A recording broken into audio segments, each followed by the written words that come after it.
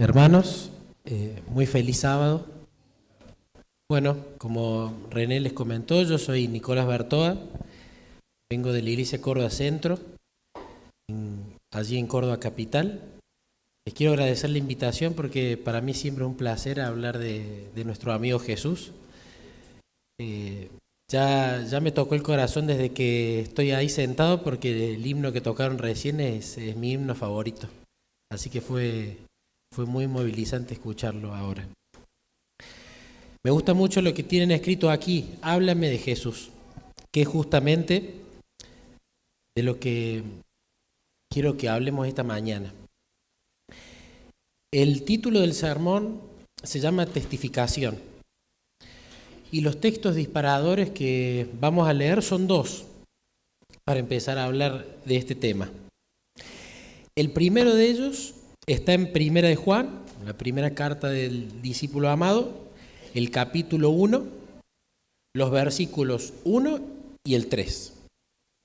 Primera de Juan, capítulo 1, los versículos 1 y el 3. Acá está hablando Juan en una de sus cartas y él dice: lo que era desde el principio, lo que hemos oído, lo que hemos visto con nuestros ojos, lo que hemos contemplado y palparon nuestras manos tocante al verbo de vida, o sea, a Jesús, lo que hemos visto y oído, eso les anunciamos. Fijémonos en este primer texto que Juan está hablando, que qué es lo que le contaba a los demás con los que se encontraba. Lo que vio, lo que oyó, lo que palpó. Su experiencia personal, ¿con quién? Con Jesús. Lo que comúnmente llamamos su testimonio personal. No lo que le contaron, sino lo que él vivió en primera persona. Y en el deseado de todas las gentes, en el capítulo 36, Elena, haciendo un énfasis en la obra de poder traer a otras personas que no conocen a Jesús a interesarse en conocerlo, ella dice que debemos reconocer su gracia como fue dada a conocer por los santos de antaño, es decir, por los profetas, por lo que está escrito, por los testimonios que están en la Biblia. Pero, dice ella, lo que será más eficaz es el testimonio de nuestra propia experiencia. Cada persona tiene una vida distinta de todas las demás y una experiencia que difiere esencialmente de la suya. Lo que aquí Elena está diciendo es importante los testimonios que están registrados en las Escrituras, pero hay una cosa que para traer almas a Cristo es aún más importante. ¿Qué es lo que Jesús hizo en tu vida? Tu testimonio personal, tu historia única e irrepetible que va a servir para que otras personas quieran conocerlo.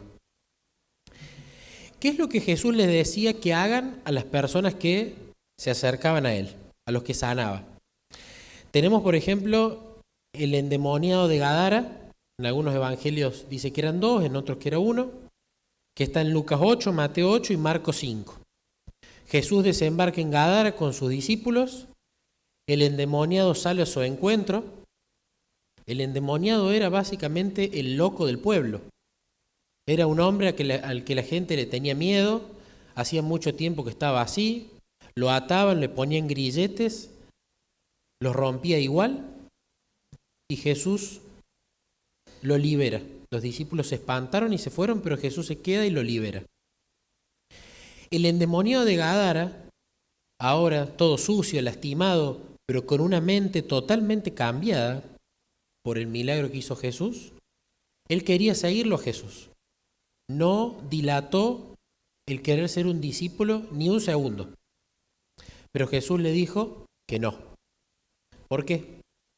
Porque cuando Jesús manda a los demonios a ir a la piara, que luego se tira por el acantilado, con el perjuicio económico que les causó a las personas de ahí, la gente de allí fue de manera respetuosa, pero con mucho ímpetu a pedirle: andate de acá, no queremos que estés acá.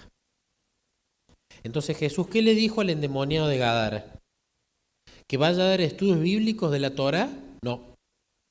¿Que vaya a dar un estudio de profecía? Tampoco. Le dijo, vos quédate acá y séme testigo. Anda a contar lo que yo hice en tu vida. El endemoniado se quedó. Primero fue a la familia y luego nos podemos imaginar, meditando en esa historia, que quizás fue a los amigos. Y seguramente la gente del pueblo, viendo que el loco del pueblo ya no estaba loco, ya estaba vestido, ya estaba sanado, seguramente se le acercaba y le preguntó, ¿qué te pasó? Porque yo te conocí en tu peor etapa. Y él, contando su historia personal, su testimonio personal de lo que Jesús había hecho por él. La mujer sirofenicia, la que conocemos porque fue a interceder por su hija que estaba endemoniada, nos cuenta el espíritu de profecía que fue el resultado de haber escuchado al endemoniado de Gadara, ya sanado, que ella creyó y fue por haber conocido ese testimonio personal a Jesús. Lo mismo pasó con el paralítico de Betesda. Levántate, toma tu catre y anda a hacer la ofrenda, anda primero al templo y después de que acepten tu sanación, contá todo lo que hice por vos. Él hizo caso, los fariseos querían saber qué había pasado, el hombre no sabía que Jesús lo había sanado, luego cuando sale del templo viene la famosa frase, no peques más para que no te suceda algo peor. Y conociendo que había sido Jesús quien lo había sanado, fue inmediatamente a los fariseos a contarle y a decirle, se llama Jesús, es Jesús de Nazaret. Los fariseos no recibieron el testimonio. Y el paralítico de Betesda siguió su vida. Fijémonos que Pablo, un discípulo que todos seguramente queremos mucho, en Hechos o en sus cartas, antes de hablar de cuestiones doctrinales y de esas cosas que a veces parecen difíciles que habla Pablo, él siempre presentaba su testimonio personal. Yo era fariseo de fariseos, ciudadano romano, educado por Gamaliel, obediente a la ley de forma externa en la conducta, no por dentro, por supuesto, pero conocí a Jesús y todo cambió. Era su carta de presentación. Y era por lo cual la gente se asombraba tanto. Pero este hombre no perseguía a los cristianos y ahora predica de Cristo, no tiene sentido. ¿Qué pasó en su vida? Los testimonios personales que nosotros tenemos, las aventuras, las anécdotas, las experiencias con Jesús, son nuestro capital, son nuestro mayor tesoro, son la mayor evidencia de nuestro caminar con Jesús.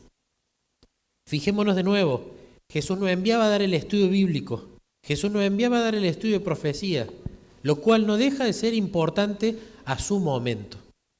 Jesús enviaba a la gente a conquistar los corazones con los testimonios personales. Ahora, ¿qué pasa si no tengo testimonios que contar? ¿Qué pasa si la verdad no tengo experiencias con Jesús? Vengo a la iglesia, quizás tengo cargos, quizás doy estudios bíblicos y me sé todo de la vida de Jesús, pero no tengo experiencias que contar. Y entonces, en realidad, si no tengo experiencias que contar con Él, no nos conocemos aún. No tengo relación con Él. Pero ¿qué pasa si tuve experiencias allí cuando me convertí hace 5, hace 10 años, ese primer amor, y pasaron lindas cosas, y me acuerdo que allí surgían anécdotas maravillosas que contar de esa relación? Pero hoy en día ya no tengo mucho, pero tengo muchas historias de allá y de hace años. Y seguramente si eso me pasa, allá hace años tuve una relación íntima con Cristo, pero esa relación se perdió. El primer amor decayó, el enamoramiento dejó de suceder. Recuerdo que yo conocía a Cristo a través de Momentos a Solas con Cristo, el programa de la semana de oración que estamos ahora dando. Y cuando yo lo conocí a mis 30 años, una de las preguntas que le hice fue, ¿por qué tardé tanto tiempo en conocerte? 30 años desperdiciados, 30 años nadando en el pecado, 30 años en el mundo, 30 años buscando la solución al vacío espiritual donde no había nada que calmara esa sed. Y eso me ponía triste, porque sentía que había perdido por lo menos un tercio de la vida, quizás más. Y recuerdo un día, meditando en la historia del ciego de nacimiento, Jesús tocó mi corazón. Este ciego que no pecó ni él ni sus padres, sino que este milagro había sido para la gloria de Dios. Y ahí entendí que mis pecados no eran excusa. Yo había estado en las tinieblas. Pero Jesús tocó mi corazón haciéndome entender de, sí, vos estuviste mal, pero yo esa maldición la voy a tornar en una bendición. Voy a usar ese testimonio para que vea bien claro el contraste entre las tinieblas en las que vivías y la luz que es vivir conmigo, por supuesto con sus altibajos. Ahora, la primera pregunta con respecto a testificar, a contar lo que Jesús hizo y hace en mi vida. ¿Es una obligación? ¿Tengo que esforzarme para testificar o no? Vamos a ponerlo en un contraste. En un contraste se va a ver mucho más la diferencia, ¿no? Como cuando vemos la foto de un pulmón sano y de un pulmón de un fumador empedernido, se ve mucho el contraste, mucho la diferencia. El primer caso es Pedro. En Mateo 26 tenemos la negación de Pedro, y no una sola, sino múltiples veces.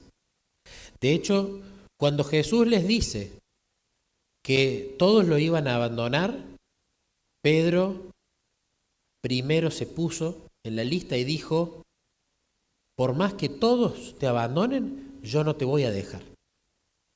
Ni siquiera Pedro tuvo un punto de vista corporativista donde decía, no, nosotros como tu equipo, como tus amigos, no te vamos a abandonar. No, él dijo, no me importa lo que haga el resto, yo no.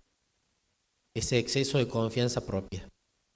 Pero cuando Pedro naturalmente y de forma espontánea tuvo que testificar acerca de Jesús, se acobardó, lo negó. Y le preguntaron no solo una vez, sino 3.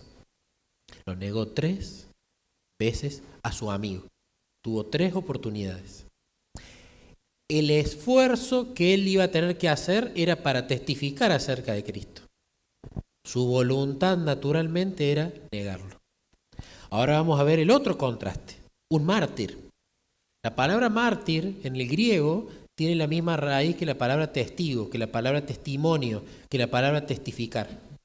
Un mártir es una persona que no puede negar a su Señor, que no puede callarse acerca de Él, que debería hacer un esfuerzo sobrenatural para negarlo, porque su naturaleza y su espontaneidad es a hablar de su Señor, incluso aunque lo maten.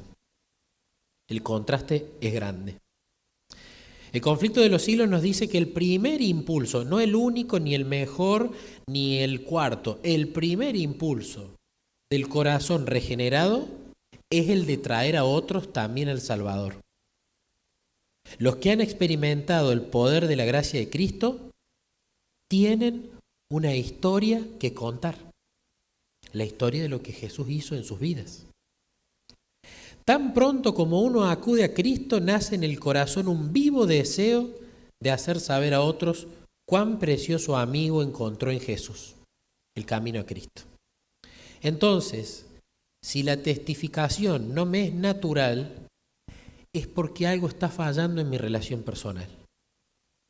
Si cuando me junto a hablar con personas, el impulso natural del corazón no es quiero hablar de Jesús, quiero hablar de Él, quiero contar lo que he hecho en mi vida, hay un problema. Hay un problema en la relación. Hay un problema en el enamoramiento que uno tiene con Jesús. Un buen termómetro espiritual que podemos usar es, y que es una pregunta que cada uno se la tiene que contestar a uno mismo. Porque el mejor conocimiento de todos, dice el Espíritu de Profecía, después del conocimiento de Dios, es el autoconocimiento, el sincerarse con uno mismo. ¿De quién nos gusta hablar cuando estamos en círculos cristianos? ¿De quién nos gusta hablar cuando estamos en el almuerzo del sábado? ¿De quién me gusta hablar cuando no estoy en un ámbito cristiano? ¿Es Jesús la respuesta a todo? ¿Es casi el tema monotemático del que me gusta hablar? Jesús, Jesús, Jesús. Y como dice acá, háblame de Jesús. ¿O no? ¿O es secundario? ¿O es un poquitito? Por allí cada tanto. Ahora, ¿para qué se nos da la tarea de testificar? Es decir, de contar las experiencias, las anécdotas, las vivencias, las aventuras que tenemos con Jesús. Hay un párrafo en el deseado que dice que Dios podría haber alcanzado su objeto o su objetivo de salvar a los pecadores sin nuestra ayuda, con los ángeles, ¿no? Entonces uno piensa, ¿para qué nos da esa tarea a nosotros? Si lo podría haber hecho más rápido, porque son seres más rápidos que nosotros. Con mayor obediencia, porque ellos naturalmente lo obedecen. Y con una mucha mejor organización. ¿Por qué entonces se nos da la tarea de testificar? Pero en este párrafo hay un pero. Pero a fin de que podamos desarrollar un carácter como el de Cristo, debemos participar en su obra. Entonces, el hecho de contar lo que Jesús hizo y hace por mí, no solamente ayuda al otro, sino que principalmente me ayuda a mí. Porque me ayuda a revivir en la mente, acordándome cómo me dirigió en el pasado, cómo me cuidó en el pasado, cómo me perdonó en el pasado y cómo lo sigue haciendo. El capítulo 36 del deseado, que se los aconsejo leer hoy, si alguien quiere, luego de la palabra de vida, dice que para nuestro propio beneficio debemos refrescar en nuestra mente todo don o toda dádiva de Dios. Así se fortalece la fe para pedir y para recibir siempre más. Hay para nosotros mayor estímulo en la menor bendición que recibimos de Dios que en todos los relatos que podemos leer de la fe y de las experiencias ajenas. Fíjense el poder de esa frase. Nosotros tenemos publicaciones adventistas maravillosas, un surtido de contenido de diferentes temas y autores. E incluso hay un montón de bibliografía de testimonios. Pavel Goya, por ejemplo, tiene grandes libros acerca de esto. Un milagro tras otro se llama el libro. Milka Herán es otro gran libro. Hay un montón de libros hermosos acerca de los testimonios personales de lo que Jesús hizo en la vida de otras personas. Pero muchas veces podemos correr el riesgo de ser espectadores de la relación con Jesús ajenas y no ser el protagonista de la relación con Jesús propia. Por eso dice el Espíritu de profecía, hay mayor bendición en esa dádiva, en ese testimonio más chiquito que en todos los relatos de la fe y de las experiencias ajenas que yo pueda leer y conocer y saber citar. Recuerdo que en esto de contar los testimonios, en esto de recordarlos y revivirlos, lo pude aprender con una experiencia que tuve con mi hijo, que también se llama Nicolás, que le vamos a decir Niquito, aunque ya tiene edad de dejar de serlo. Cuando yo no conocía a Jesús, llevaba una vida sin Jesús.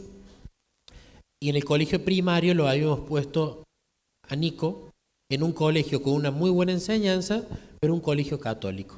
En Córdoba hay gran cantidad de colegios católicos y no católicos también, pero como el cristianismo para nosotros no era prioridad en absoluto, él empezó a ir allí. Cuando yo conocí a Cristo, Niquito seguía yendo a ese colegio.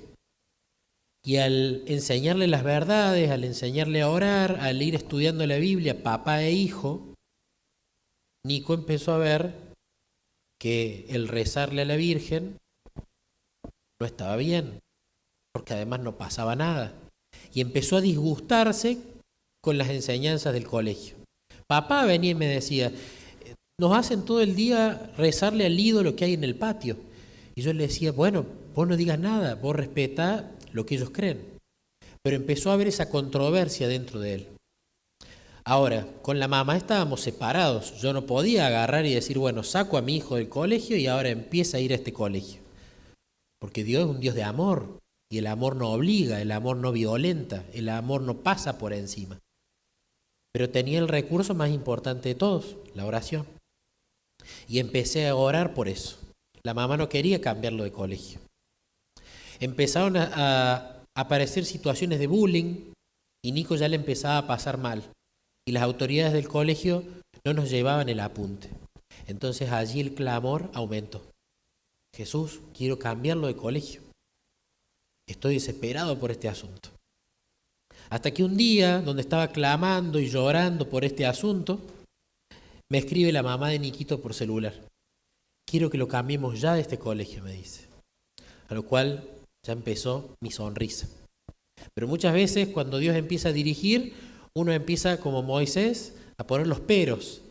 Uy, pero si lo saco del colegio, los amigos buenos que sí tiene, los va a perder y él se va a poner triste. Entonces empecé a orar por eso. Lo fui a buscar a Nico y le digo, Nico, ¿a vos te gustaría irte a tu colegio ahora? Y él dijo, sí, papá, no me gusta la educación acá, no la paso bien. ¿Y qué vas a hacer con tus amigos que hiciste? Bueno, no importa, nos seguiremos juntando. Entonces él no estaba sufriendo el desarraigo. Decidimos enviarlo a otro colegio, pero este colegio donde yo ya había ido, donde ya lo conocía, tenía un examen de ingreso. Y el examen de ingreso siempre fue muy difícil. Y a medida que pasaron los años, más chicos querían ingresar a ese colegio y más difícil se ponía el examen porque había que hacer un filtro. Lo empezamos a preparar en una academia y la dueña de la academia nos fue muy clara. Es casi imposible que entre el primer año. Lo puede intentar, vivir la experiencia, aprender los temas, pero papá, mamá tienen que saber que es altamente probable que no entre. Bueno, decidimos hacer las cosas igual. Yo veía la dirección de Dios, así que nosotros hicimos nuestra parte como familia. Cuando él estaba en casa, estudiaba, acudía a la academia. Cuando estaba en la casa de su madre, lo mismo. Habíamos arrancado tarde, muchos meses tarde para la preparación. Igual Nico se puso a tiro con los temas. Hasta que una semana antes del examen, yo empecé a ponerme muy nervioso. Yo soy de naturaleza ansiosa. El ansioso proyecta muchos escenarios que al final nunca terminan ocurriendo. Yo estaba nervioso, tenía miedo de que no entrase, tenía miedo de que tuviese que volver al colegio donde no quería ir, de los episodios de bullying, de la religión y del desasosiego para un padre que prefiere sufrir él que su hijo.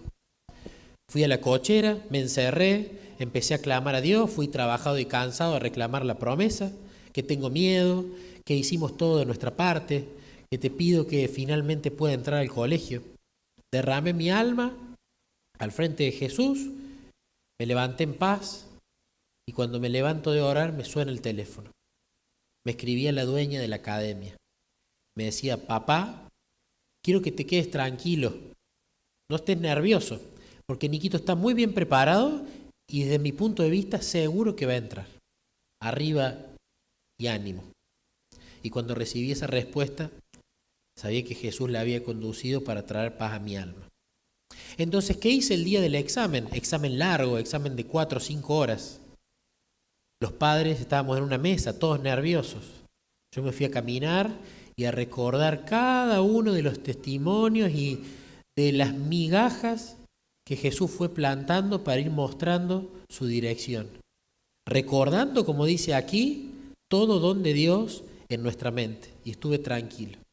Niquito finalmente entró y ya hace 3 años que está allí.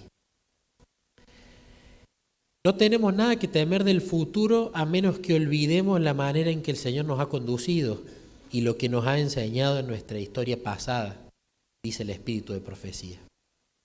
Los testimonios sirven justamente también para eso, para que cuando uno entra en un desánimo espiritual que todos los tenemos, pueda acordarse y ver ese registro de cosas y animarse a que Dios no te va a abandonar.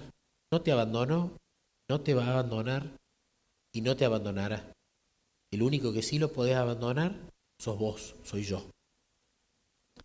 Por otro lado, el beneficio de contar los testimonios es porque la gente tiene una mala imagen de nuestro Papá del cielo.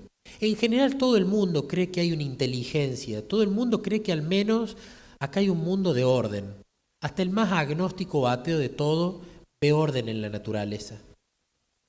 Pero el problema no es que mucha gente no cree en Dios. El problema es que mucha gente tiene una pésima imagen de Dios, por lo que le contaron. Es como ese vecino que nunca lo conociste, pero todo el barrio te habló mal. O incluso gente que decía ser amiga de ese vecino era un desastre. Probablemente nunca quieras conocerlo, por los rumores, por lo que escuchaste. El testimonio personal lo que hace es ayudar a que la gente vea cómo es realmente ese Dios acerca del cual tenían prejuicios, preconceptos o quizás malas experiencias por vivencia del pasado. Por sobre todas las cosas, hay estadísticas que lo muestran y lamentablemente experiencias que también, que muestran que la imagen de Dios que tiene la mayoría de las personas tuvo que ver con los padres que tuvieron. Una amiga muy querida, en un momento a solas con Cristo, me dijo, yo me di cuenta que le tenía miedo a Dios, pero ahora me di cuenta que Él no es así. Y me daba cuenta que le tenía miedo por cómo fue papá conmigo. Por cómo fue papá conmigo. Cuando yo comencé mi relación con Jesús a través de momentos a solas con Cristo, se me volvió natural el contarle las cosas, el hacerlo parte de los problemas, el confesarle mis pecados, mis mayores vergüenzas, mis peores secretos. Y siempre le preguntaba a Jesús, ¿por qué me fue siempre tan natural? ¿Por qué veo que hay personas que piensan que de este tema no se puede hablar, de este sí? ¿Por qué? Si yo no soy especial, si yo soy un ser humano que nadó en el pecado 30 años. Hasta que un día, a través de un libro de Loren Wade, que habla de los mandamientos en el sentido positivo de sus mandamientos, no en el sentido negativo y de los castigos que muchas veces tenemos. En el mandamiento de honrar padre y madre, ahí Loren Wade habla de que la imagen de Dios está grandemente influenciada por cómo fueron papá y mamá. Y allí estuvo la respuesta. Si bien mi hogar no fue un hogar cristiano, fue un hogar donde el te amo era moneda corriente, donde el abrazo, el beso era el pan de todos los días, donde el equivocarse no estaba mal y era comprendido, donde el reto venía no en forma de grito o de golpe, sino en forma de abrazo, de llorar juntos. Entonces ahí fue cuando por primera vez le dije a mamá y a papá, gracias por haberme amado tanto, porque gracias a ustedes no tengo una mala imagen de Dios. Punto número 5. ¿Qué pasa si elijo no testificar? Porque somos seres con libre albedrío. Podemos elegir no testificar, no contar las experiencias, las vivencias, las aventuras, las anécdotas con Jesús. Hay una historia que lo ilustra muy bien, el sitio de Samaria. Sitian la ciudad para que nadie salga, se consuman los alimentos y después empiece a verse la barbarie. Los humanos que se comen unos a los otros, vendían excremento de paloma por precios exorbitantes. La situación se estaba poniendo complicada. Pero había 4 leprosos que estaban a la puerta, el paria de la sociedad, el más discriminado, el hombre enfermo, el gran pecador según la cultura de la época. Y la verdad que ellos hicieron un análisis lógico bastante bueno. Si nos quedamos acá nos morimos de hambre. Y si vamos al campamento del enemigo nos matan. Pero ya tenemos lepra. Más tarde o más temprano nos vamos a morir. Deciden ir al campamento asirio. Dios hace el gran milagro de que creyeran que venían grandes ejércitos y los asirios huyen. Cuando estos leprosos llegan, se regocijan en las riquezas, en los alimentos, comen, beben, seguramente se deben haber vestido y agarrado los tesoros que había, pero llega un momento donde ellos se dijeron entre ellos finalmente, esto no está bien. Hoy es un día de buenas noticias y nosotros no lo hemos dicho a nadie. Se dieron cuenta de que el vivir, el disfrutar de lo que Dios les obsequió, era lindo, pero siempre es mejor cuando se comparte.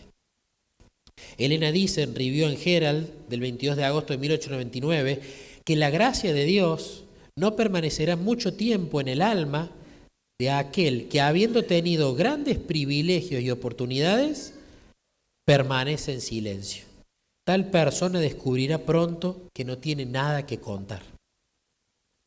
Fijémonos esto. La mayordomía. Nosotros somos mayordomos del dinero, de los bienes, por sobre todas las cosas del tiempo. Pero también somos mayordomos de los testimonios, de las experiencias, de las aventuras que vivimos con Jesús. Si una persona viene hoy a casa y me golpea la puerta y me pide algo para comer y yo no le doy ese paquete de fideos o arroz, probablemente esa persona hoy no coma.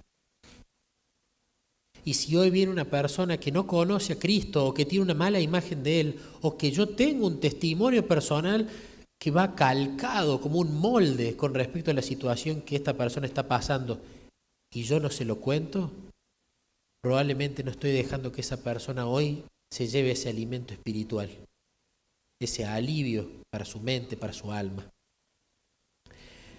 Recordemos que la relación con Cristo es algo que fluye constantemente, es como un río. Si yo a un río le pongo una represa, al principio no va a pasar nada, pero con el tiempo esa agua va a parar, con el tiempo estancada va a empezar a oler mal y se va a pudrir.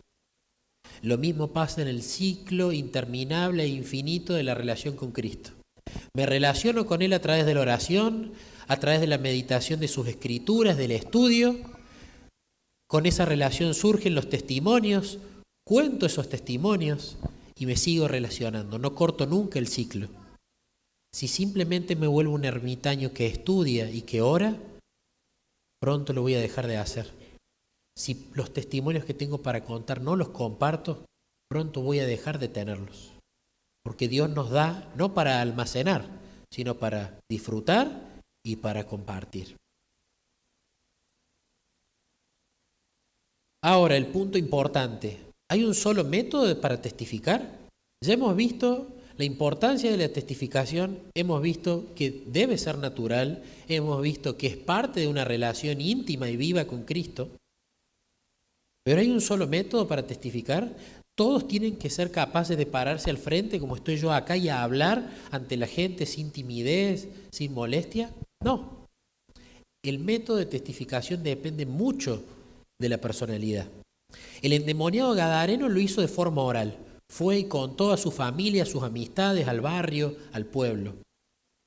Samuel, el profeta Samuel, en Mensajes Selectos, él cuenta Elena de White que él tenía un diario personal, y que cuando él tenía una experiencia con Dios, la anotaba. Y cuando había una persona a la que podía secarle esas lágrimas, relataba esa experiencia. Podés tener un diario de tus experiencias, podés hacerlo así. La Biblia misma, las publicaciones y los libros de publicaciones son testimonios escritos.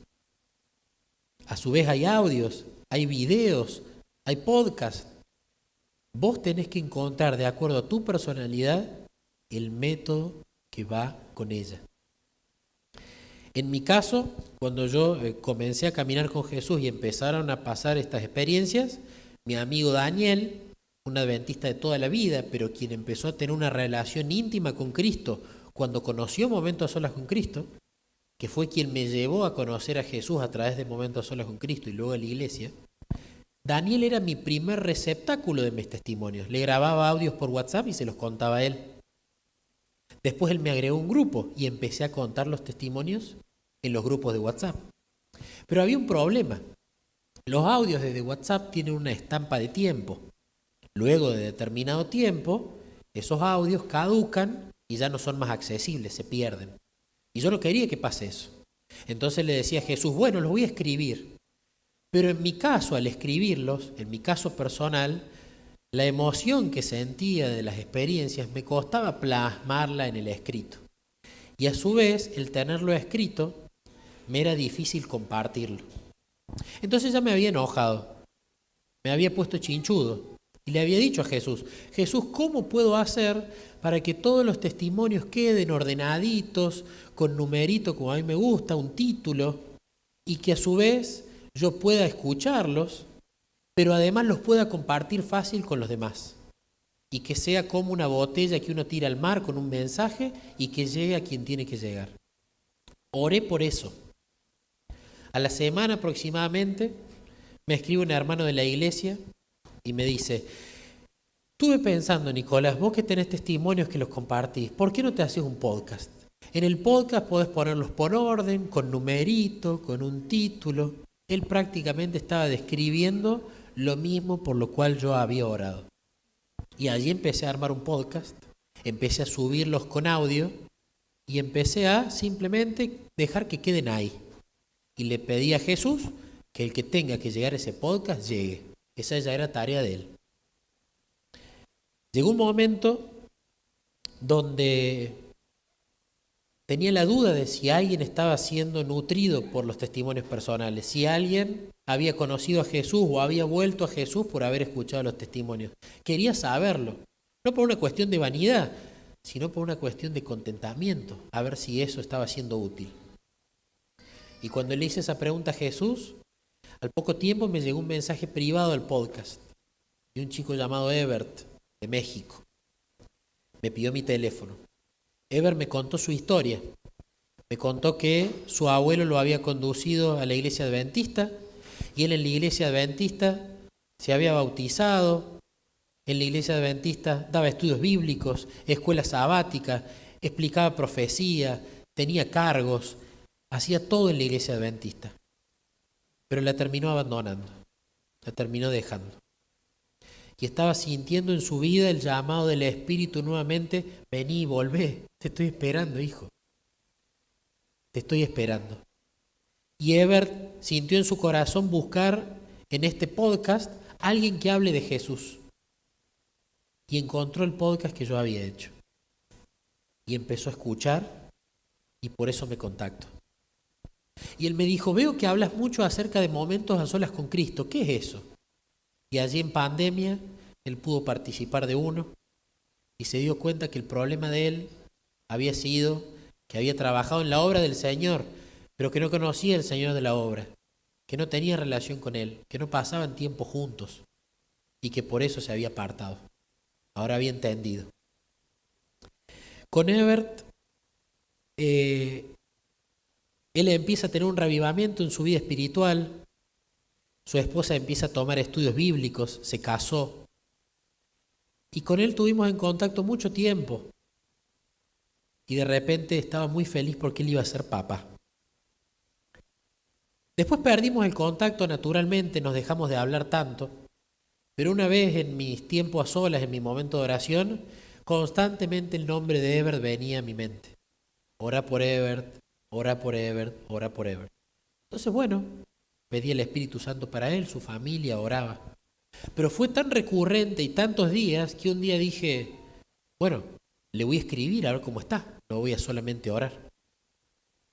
Entonces le escribo, le digo: Ebert, ¿cómo estás? Y siempre le hago la misma pregunta que le hacía siempre: ¿cómo va tu relación con Jesús? Y Ebert me dijo: estoy en paz. Estamos en paz con Jesús, con mi esposa. Fui papá, me dijo, y yo ahí digo: ¿cómo no me anoté la fecha para felicitarlo? Y me dijo: y fue una experiencia maravillosa. Y ya cuando empezó a hablar en tiempo pasado, ya me empecé a preocupar. Y me dice: nuestro hijito estuvo con nosotros 3 meses, pero después falleció.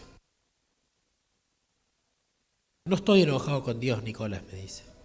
Me dolió mucho, hemos sufrido, pero la verdad es que tengo la esperanza de volver a verlo. Y contraté un pintor, me dice. Y ahí te mando el cuadro que hizo. En este cuadro, que podrán ver acá, que él se lo mandó a pintar a un pintor de allí de México, está su abuelo sosteniendo o esperando sostener al bebé que lo trae un ángel, que es el hijito de Ebert. Y entiendo que esto él lo tiene puesto en la entrada de su casa.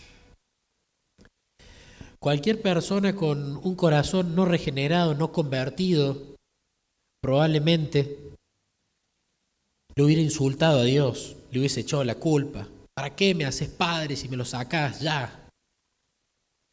Pero Ebert si bien dolió, si bien él y su esposa lo lloraron, este cuadro sirve de testimonio para que cuando una persona entre en su casa, pregunte, ¿y eso?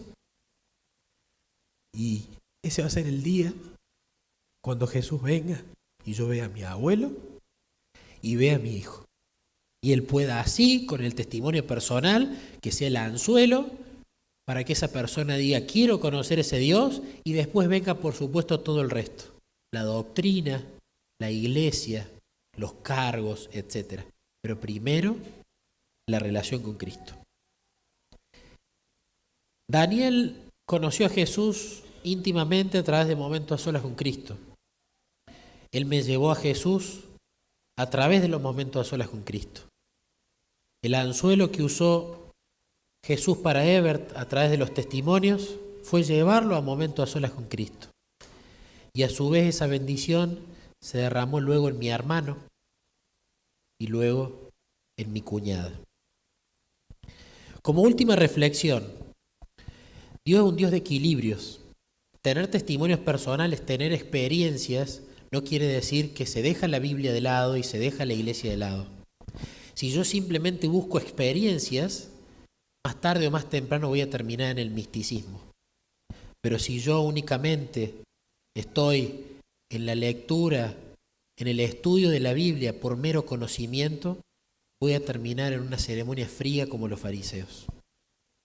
Recordemos que todas las reglamentaciones que se le agregaron al sábado en los tiempos de Cristo no fueron con una mala intención. Fueron con la intención de que el sábado nunca más se violara, pero se fueron para el otro lado. Entonces no hay que ir ni a izquierda ni a derecha, hay que ir al medio. Oración para comunicarme con Cristo, meditación de las Escrituras y estudio para conocer acerca de ese Dios con quien me tengo que relacionar, y testimonios personales para mi corazón y para atraer a otras personas a Cristo. Hoy, ojalá que cada uno de nosotros pueda analizar en esta rueda que siempre gira, una rueda de un hámster, en qué punto esa rueda se está parando. Descuidé mi oración, descuidé las Escrituras para conocer a Dios, no para adquirir información acerca de Él. Estoy teniendo testimonios personales y luego de ese análisis podamos sincerarnos con Jesús. Mi deseo esta mañana es que no se acuerden hoy de ninguno de los testimonios que contamos, que espero que hayan sido de bendición, sino que nos ayude a mirarnos al espejo y a decir, ¿estoy teniendo aventuras con Cristo? ¿O el primer amor nunca estuvo o se perdió hace rato? Bendiciones, hermanos, y que podamos tener un sábado meditando en estas cosas. Feliz sábado.